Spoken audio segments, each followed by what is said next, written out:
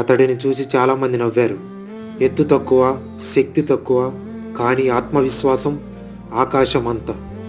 అతనే Temba Bavuma, దక్షిణాఫ్రికా జట్టులో స్థానం కోసం పోరాడిన తొలి బ్లాక్ ప్లేయర్. తన ఊరి వీధుల్లో చిన్నబాలుడిగా బ్యాట్తో బంతిని జులిపించిన రోజు నుండి లార్డ్స్లో జాతీయ గీతం పాడుతూ జెర్సీ వేసుకున్న రోజు వరకు ప్రతి అడుగు పోరాటమే.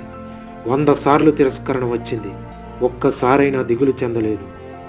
ఎందుకంటే అతనికి తెలుసు, అసలు విజయం అనేది వెలుగులో కాదు, నిర్దాక్షిణ్యమైన చీకట్లోనే తయారవుతుందని. ఆ క్రమశిక్షణ ఫలితమే ఆఫ్రికన్ క్రికెట్ చరిత్రలో శాశ్వత స్థానం. 2025 వరల్డ్ టెస్ట్ ఛాంపియన్షిప్లో సౌత్ ఆఫ్రికాను విజేతగా నిలబెట్టి కెప్టెన్గా చరిత్ర సృష్టించాడు. బౌమా జీవితం మనకిచ్చే సందేశం, మనపై ఎవరు నమ్మకం ఉంచినా ఉంచకపోయినా మనల్ని మనం నమ్ముకుంటే చాలు.